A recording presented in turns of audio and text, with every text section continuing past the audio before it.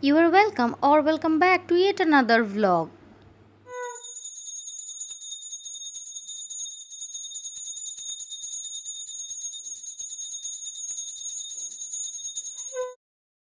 দিনটা শুরু হলো ঠাকুরের পুজো দিয়ে। আজকের দিনটা খুবই স্পেশাল দিন, বিকজ আজকের ভ্লগে তোমাদের আমি দেখাবো আমার 7 মাসের স্বাদের দিনটা কেমনভাবে কেটেছিল, কি হয়েছিল। সকালটা শুরু হলো ঠাকুরের পুজো দিয়ে, এইবার শুরু হলো রিচুয়ালসগুলো। আমি এই 7 মাসের ভ্লগের একটা ট্রেলার দিয়েছিলাম এবং সেখানে এই রিচুয়ালসের কথাগুলো মেনশন করেছিলাম। এই রিচুয়ালসে প্রদীপ আর শিল নোড়ার মধ্যে যে নোড়া থাকে সেটার মধ্যে যে কোনো একটা এরম ঢাকা দেওয়া থাকে, কোনটা তুলবে সেটা দেখতে হয়। তোমরা দেখতেই পাচ্ছ আমি এখানে নোড়া তুলেছিলাম। বলে যে নোড়া তুললে নাকি ছেলে হয়। তো এই নোড়াটাকে হলুদের টিপ পরিয়ে সবাই এটাকেই জীবন্ত সন্তান মনে করে এবং এরকম যেভাবে সন্তানকে নেওয়া হয় সেইভাবে ওটাকে টাওয়ালের মধ্যে জড়িয়ে হাতে নেওয়া হয়। ইনি হলেন আমার কাকি শাশুড়ি। ইনি প্রথমে ওই নোড়াটা সন্তান সম নোড়াকে আমার কোলে টাওয়ালের মধ্যে দিলেন। এইবার সেটা ঠাকুরের সামনে দেখিয়ে তারপর বাড়ির সমস্ত মহিলাদের হাতে এবং এক এক করে দিতে হয়, তারা তাদের সম্পর্কে যার যা হবে সেরকমভাবে। কিন্তু এখন ফেমিনিজমের টাইমে যখন ইকুয়ালিটিজের কথা বলা হয়, সেখানে ছেলে মেয়ে সবাই উভয়ই সমান, সেই কারণে এই রিচুয়ালসে এখন ছেলেরাও কোমর বেঁধে যোগদান করে। কিন্তু আগেকার দিনে এটা হতো না। আগেকার দিনে সাধারণত সাধের অনুষ্ঠান শুধুমাত্র মেয়েরাই এনজয় করতো। তোমরা এখানে দেখতেই পাচ্ছ বাড়ির সকলেই একবার একবার করে টাওয়ালে জড়ানো এই নোড়াটিকে নিচ্ছে। কেউ তাকে নাতি ভাবছে, কেউ তাকে ভাই ভাবছে। এইভাবে সবাই বাড়ির বড়রা, বাড়ির ছোটরা সবাই নিচ্ছে, সবাই মজা করছে। দিনটা এরকম মজার কিছু খেলার মধ্যে দিয়ে শুরু হয়েছিল। এখানে সুন্দরী দিদুনরা আদর যত্ন করছে। সবাই যখন এই রিচুয়ালসটা কমপ্লিট করছিল ততক্ষণে আমরা বেশ কিছু শর্টস, রিলস, পিকচার এইসবগুলো ক্লিক করছিলাম। আর নেক্সট এরপর যেটা আছে সেটার জন্য প্রিপারেশন নেওয়া হচ্ছিল, মানে লাঞ্চ, স্বাদের খাবার। সেই খাবারের জোগাড় করা হচ্ছিল, খাবারের তোড়জোড় সমস্ত কিছু করা হচ্ছিল, কিভাবে সাজানো হবে সেই সব কিছু দেখা হচ্ছিল। আমার প্রেগনেন্সির মোটামুটি 6টা মাস আমারও বেশ ভালোই কেটেছিল, কিন্তু 6 মাস পর থেকে আমার শরীরটা খুব একটা ভালো যাচ্ছিল না। আমি মেন্টালি অ্যান্ড ইমোশনালিও ভীষণ ডাউন যাচ্ছিলাম, আর শরীরও একদম পারমিট করছিল না। ভীষণ টায়ার্ড লাগছিল, লেথার্জিক লাগছিল, না রেডি হতে ইচ্ছে করছিল। আমি তো এই অনুষ্ঠানটা শুরু হওয়ার আগে বেশ কিছুক্ষণ ঘুমিয়েই পড়েছিলাম। তারপর সবাই মিলে ডাকাডাকি করে আমাকে কনভিন্স করে যে একটু অল্প করে হোক, যেভাবে হোক রেডি হয়ে নাও, না হলে আমরা রিচুয়ালসগুলো কমপ্লিট করতে পারবো না। প্রথমে তো ভেবেছিলাম অনেক কিছুই, অনেক সুন্দর করে সাজবো, এটা করব ওটা করব, কিন্তু তারপর আমার একটুও ইচ্ছা যাচ্ছিল না। লিটারালি সবার কথাতে আমি কথা রাখার জন্যই আর রেডি হয়েছি। যে কারণে আমি যে লুকটা ক্রিয়েট করব ভেবেছিলাম, যেরম সাজবো ভেবেছিলাম, সেরমটা হয়ে ওঠেনি। এবং আমার চোখ মুখ দেখেও তোমরা বুঝতে পারছো বেশ বসা বসা লাগছে। আর কি বলবো, এই এরপরের যে অনুষ্ঠানটা সেখানে পায়েস আর মিষ্টি খাইয়ে দিতে হয় আর আশীর্বাদ করতে হয়, 3বার করে খাইয়ে দিতে হয়। এখানে আমার দেওর সে প্রথমে পায়েস খাইয়ে মিষ্টি খাইয়ে অনুষ্ঠানটা শুরু করছে, তারপর একে একে সবাই খাইয়ে দেবে। যদিও বা মিষ্টি আমি খুব একটা পছন্দও করতাম না আগে, কিন্তু প্রেগনেন্সির টাইমে আমি অনেক মিষ্টি খেয়েছি।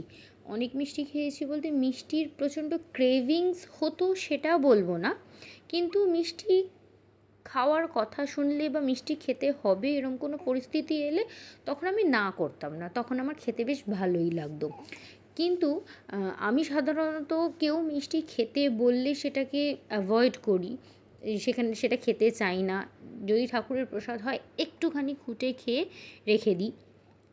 কারোর বাড়ি গেলে বা সবাই যেখানে হয়তো মিষ্টির দোকানে মিষ্টি খাচ্ছে বা কোনো ফেভারিট মিষ্টি এসছে, আমি সেগুলোকে ভীষণভাবেই অ্যাভয়েড করি। আমি সল্টি, স্পাইসি, চটপটা খাবার খেতেই বরাবর ভালোবাসি, টক ঝাল মিষ্টি এই ধরনের খাবার খেতে। আমার প্রেগনেন্সির প্রথমের দিকে তো ভীষণ পরিমাণে ফুচকা আর টক ঝাল মিষ্টির ক্রেভিং ছিল।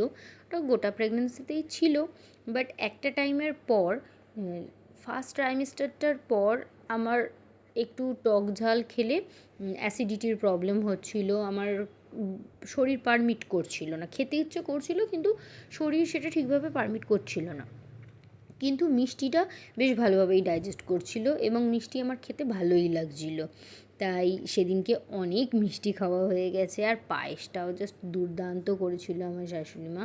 ঠাকুরকে আগে ভোগ দিয়ে প্রসাদ দিয়ে তারপর পাথরের বাটিতে সেই পায়েসটা আমাকে খেতে হয়েছিল। এটাই নিয়ম ছিল। বড়রা ধান দুব্য দিয়ে আশীর্বাদ করেছিল। যেহেতু পায়েসটা ঠাকুরকে ভোগ দিয়ে তারপর আমাকে খাওয়ানো হচ্ছে পুজো দেওয়ার পর, সেই কারণে এখনও এখানে ভাতের কোনো অ্যারেঞ্জমেন্ট করা হয়নি। কারণ আমিষ আর নিরামিষের একটা ব্যাপার আছে, আমিষের সঙ্গে সাজানো হবে না, যাতে ঠেকে না যায়, সেই কারণে এখন শুধু ফল, কেক, মিষ্টি, ধান দুব্য আর স্ন্যাক্সের একটা বাস্কেট রয়েছে, এগুলোই এখানে সাজানো হয়েছে।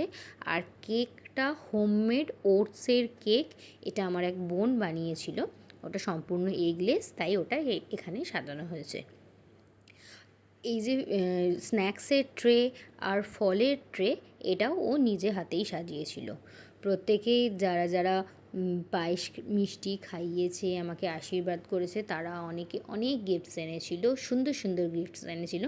সেই গিফটসগুলো দিয়েছে, পাশে আমি সব সাজিয়ে রেখেছি। কিন্তু আমি খুব একটা বেশি সামনে ঝুঁকতে পারছিলাম না, তাই একটু ঝুঁকে খাওয়ার চেষ্টা তো করছিলাম, কিন্তু বেশি ঝুঁকে নমস্কার করে উঠতে পারছিলাম না। আর সবাই বলছিল না থাক, করার দরকার নেই, এই সময় বেশি নিচু হওয়ার দরকার নেই। সবাই তো আমাকে ইনসিস্ট করছিল অসুবিধা হলে চেয়ারে বসো, নিচে বসতে হবে না। আমি বললাম একদিন সবাই আনন্দ করছে, ঠিক আছে, আমি একটা বার নিচু হয়ে বসে পড়তে পারবো, আমায় তো বারবার বসা ওঠা করতে হবে না, আমি জাস্ট একবারই বসবো, আর একবার সব মিটে গেলে উঠে পড়বো।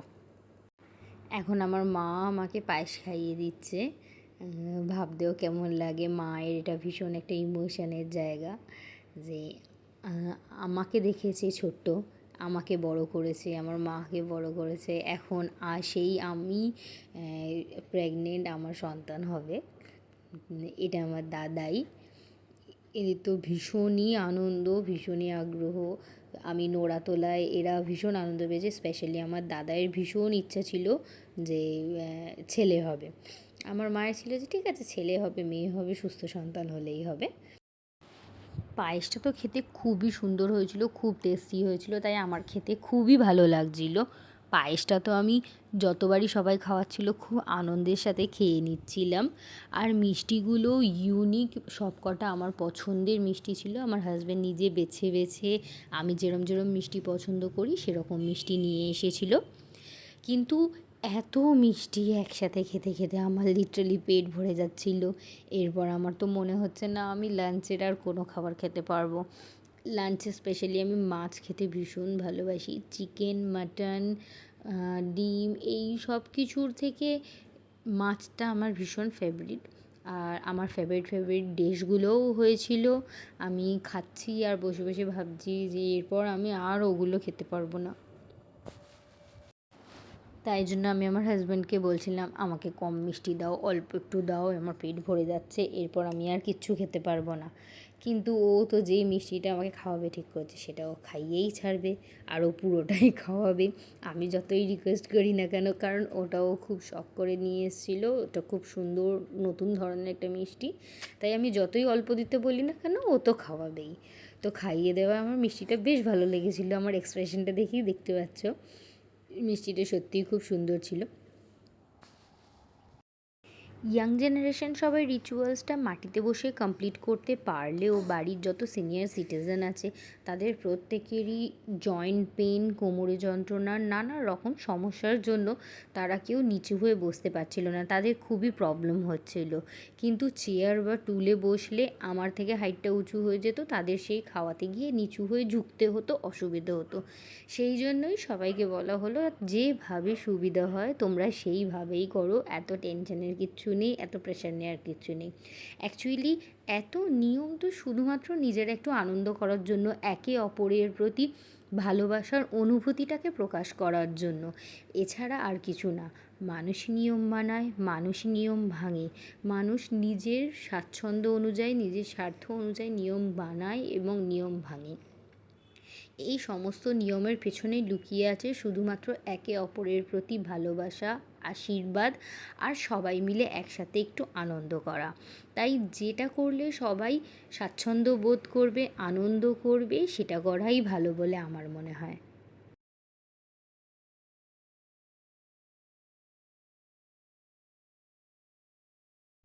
ইতিমধ্যে পায়েস মিষ্টির পর্ব শেষ হয়ে শুরু হয়ে গেছে ভাতের পর্ব। এখানে দেখতেই পাচ্ছ লাঞ্চ সাজানো হয়ে গেছে। লাঞ্চে ছিল ভাত, তার সঙ্গে 7 রকমের ভাজা, 2-3 রকম মাছ, এই মুহূর্তে আমার ঠিক মনে পড়ছে না। পাবদা মাছ ছিল, পমফ্রেট মাছ ছিল, আর সম্ভবত কাতলা মাছ ভাজা ছিল, মাছের মাথা ছিল। তার সঙ্গে ছিল ডাল, চাটনি, পাঁপড়, পোস্তর বড়া। ইয়েস, পোস্ত আমার ভীষণ ফেভারিট, তো আমি বলেছিলাম পোস্তর বড়া খাবো, তাই ছিল। আর তার সঙ্গে একটা ফুলকপির তরকারিও ছিল। তবে এত সব কিছু আমি একসঙ্গে খেয়ে উঠতে পারিনি। কিছুটা আমি দুপুরে খেয়েছি, আর কিছু কিছু আমি রেখে দিয়েছিলাম, সেগুলো আমি রাতে খেয়েছি। আচ্ছা, শুক্তোও ছিল, শুক্তোটা মেনশন করতে ভুলে গেছিলাম। শাক ভাজা ছিল। আমি একরকম মাছ এখন খেয়েছিলাম, একরকম মাছ রাত্রে খাবো বলে রেখে দিয়েছিলাম, কারণ এত কিছু একসাথে খাওয়া আমার পক্ষে পসিবল ছিল না। আর কেকটাও এই সময় কাটিং করা হয়, কাটিং করে সবাইকে দেওয়া হয়, এবং আমিও একটু খাই। খুবই অল্প একটু খেয়েছিলাম কেকটা এই মুহূর্তে, বাকি রেখে দিয়েছিলাম। আমি 2-3 দিন ধরে এই কেক, ফল, স্ন্যাক্স এগুলো একটু একটু করে খেয়েছিলাম। লাঞ্চের পর থেকে আমি এত টায়ার্ড হয়ে পড়ি যে এরপর আর কী কী হয়েছে সেটা রেকর্ড করতে আমি একটুও পারিনি। অল্প একটু খাওয়ার পরেই আমার ভীষণ ফুল মনে হচ্ছিলো আর ভীষণ টায়ার্ড লাগছিলো। তাই আজকের দিন সম্বন্ধে এতটুকুই তোমাদের দেখালাম। এরপর আবারও দেখা হবে নেক্সট আর একটা ভ্লগে। Till then stay tune with me, stay safe, stay happy, by.